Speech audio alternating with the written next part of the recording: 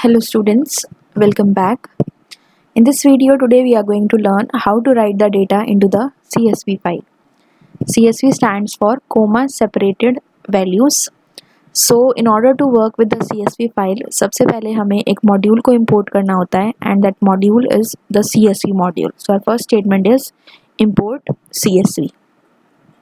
Then with the help of the file handle we open the file.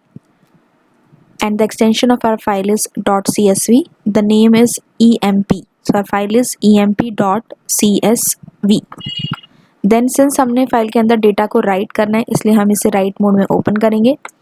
And the next argument we are having is the new line argument. When we give the new line argument as a space, it gives us the data as the output without giving a gap of one line. अगर आप यहाँ पे new line is equal to space नहीं डालते तो उस case में आपकी एक लाइन का गैप आता है. इसके बाद CSV मॉड्यूल के अंदर हमारे दो फंक्शंस होते हैं, that is the writer function to write the data into the file, और अगर आपको फाइल में से डेटा को रीड करना है तो उस केस में हम यूज़ करते हैं reader function. Will say a is equal to CSV.writer and bracket में आता है हमारा that is we pass file handle as a argument, और इस केस में हमारी फाइल हैंडल है f. इसके बाद अगर आपको एक रो को राइट करना है तो आप राइट रो को यूज़ करेंगे, और अगर आप एक से ज़्यादा रो में राइट डाउन करना चाहते हैं तो आप राइट रोज को यूज़ करेंगे. तो इसमें हमने सबसे पहले हेडिंग देनी है, तो हम यूज़ कर रहे हैं the write row function. So will say a dot right row and we are passing a list that is employ ID, employ name and salary. Okay. After this we have to take the values from the user. यहाँ पे हम user से एक भी record ले सकते हैं या फिर एक से ज़्यादा रिकॉर्ड भी ले सकते हैं. Suppose we want to take 2 records, so we will say for I in range 2. So in this case we have to enter EID int input, enter employee ID, then ename equals to input, enter employee name. After that we have salary is equal to int input,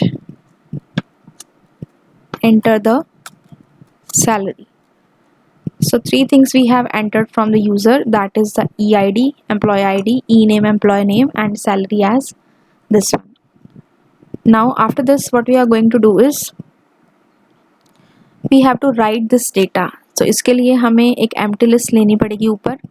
Suppose हमने उसे name दे दिया R, then यहाँ से हम एक list लेंगे जिसके अंदर हम इस डेटा को डालेंगे, दैट इज़ जो भी हमने यहाँ पे वेरिएबल्स यूज़ किए हैं that names we have to use. यहाँ पे हमारा है EID comma ENAME comma salary. After this हमें जो भी हम 2 रिकॉर्ड डालेंगे वो हमें एम्प्टी लिस्ट जो हमारी R है उसके अंदर अपेंड करना है. So will give the statement R dot append L. Fine. After this हमें इस डेटा को क्या करना है, राइट करना है. तो हमारे पास यहाँ पे 2 रिकॉर्ड्स हैं, that is multiple rows, more than 1 row हो गई, तो इसमें हम क्या यूज़ करेंगे राइट रोज फंक्शन का. सो हमने बोला a डॉट राइट रोज, किसको राइट करना है, r को राइट करना है. Okay, so this is the way we have to use the write rows function. अब इसकी हेल्प से हम डेटा को फाइल के अंदर राइट करा रहे हैं. इसके बाद लास्ट में आप फाइल को क्लोज करोगे and then we will see the output of this file by running it. Now in this case we have written employee ID. It says enter the employee ID 1. Suppose the name is Rohan and the salary is 10,000. Then employee ID 2, name is Riya and the salary is 20,000. So in this case it has given us the Python prompt because यहाँ पे हमने कोई print statement नहीं दी. अब Python के अंदर जो ये CSV फाइल सेव है, what is the name of the file, EMP. हम वहाँ पे जाके देखते हैं कि CSV फॉर्मेट में इस फाइल के अंदर किस तरह से डेटा राइट डाउन हुआ है. So will go to the file option, go to the open option, और यहाँ पे आपके पास आ रहा है पाइथन फाइल्स. यहाँ से आपको सेलेक्ट करना है ऑल फाइल्स. ऑल फाइल्स में जाने के बाद ये आपको जो EMP दिख रहा है ये EMP आपकी CSV फाइल है। जब आप इसे ओपन करेंगे तो अभी ये नोटपैड में ओपन हुई है, तो यहाँ पे आपने देखा कि इसके सभी वर्ड्स के बीच में क्या है, यहाँ पे comma. So that is the thing, that is these are the comma separated values. और अगर हम इसे एक्सेल में ओपन करके देखते हैं तो उस केस में ये आपको प्रॉपर दिखाएगा कि पाइथन के अंदर हमने जो भी काम किया, how it is being shown to you in the Excel file. So will say open with Excel. Now you can see here we have the data, that is the employee ID, name और salary। ये data हमने Excel में नहीं डाला, ये data हमने Python में डाला था, लेकिन वहाँ पे हमने क्योंकि इसकी CSV फाइल बनाई थी, so this has been changed to this type। It is showing you the employee ID, it is showing you the employee name and this is the salary। जो आपने राइट रो फंक्शन का use किया, इससे आपकी headings आ गई और right रोज की help से आपका एक एक रिकॉर्ड इसमें आ गया। अगर हम यहाँ पे बेसिकली अगर हम यहाँ पे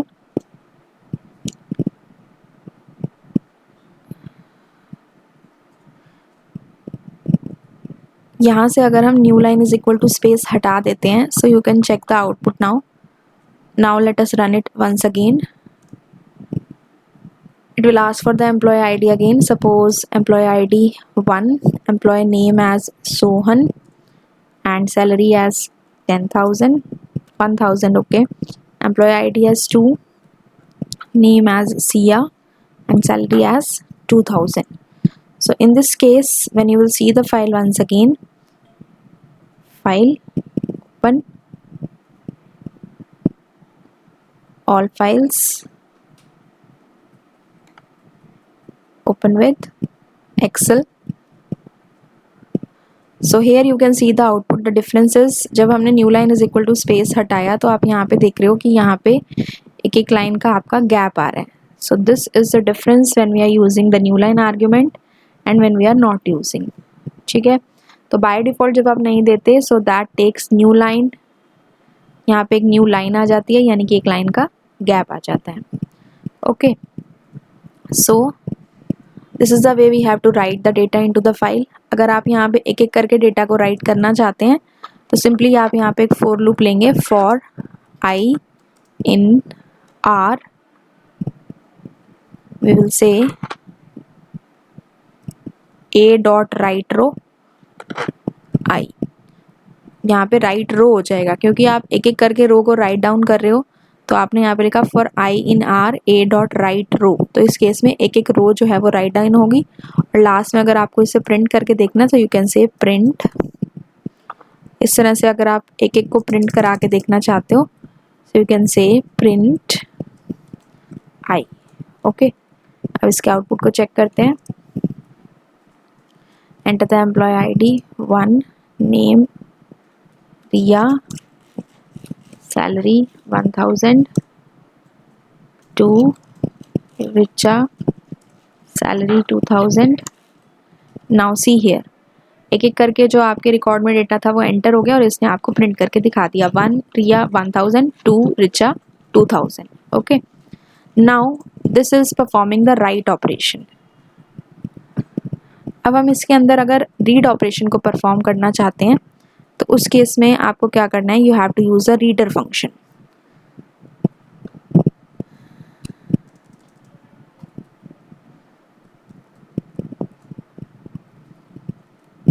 अब यहाँ पे आपने फाइल को क्लोज कर दिया, अब दोबारा से हमने अपनी फाइल को ओपन करना है, तो यहाँ से हमने क्या किया, इसको कॉपी किया और यहाँ पे जाके हम इसे पेस्ट कर देंगे।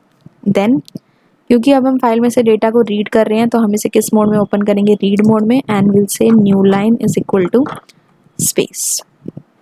आफ्टर दिस, इसके बाद आपको फाइल में से डेटा को रीड करना है, so you have to say b is equal to csv dot reader.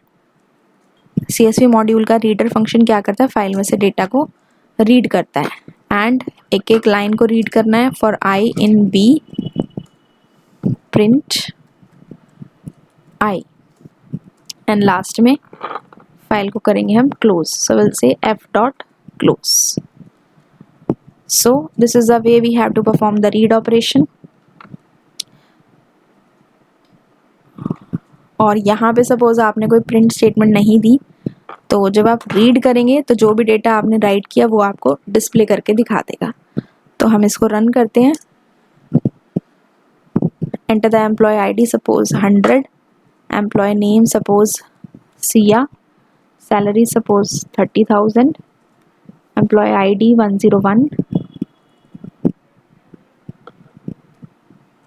Name Seema and salary suppose 40,000. now see here employee id, employee name and salary.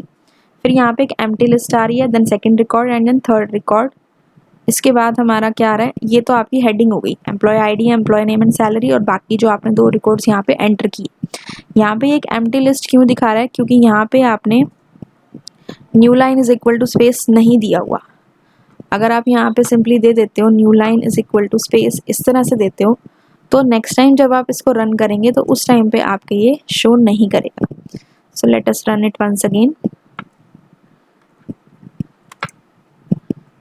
हमने डाला employee ID as 1, name as Richa, salary as 30,000, employee ID as 2, name as Riya, salary as 50,000।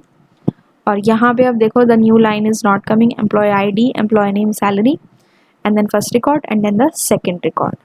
तो यहाँ से जो data हमने right किया यहाँ तक, एंटर द सैलरी जो लिखा हुआ है यहाँ पे हमने डेटा को राइट किया, और ये जो आपका आया statement that is employee ID, name and salary, ये आपके राइट रो फंक्शन से आया जो आपने यहाँ पे यूज़ किया था।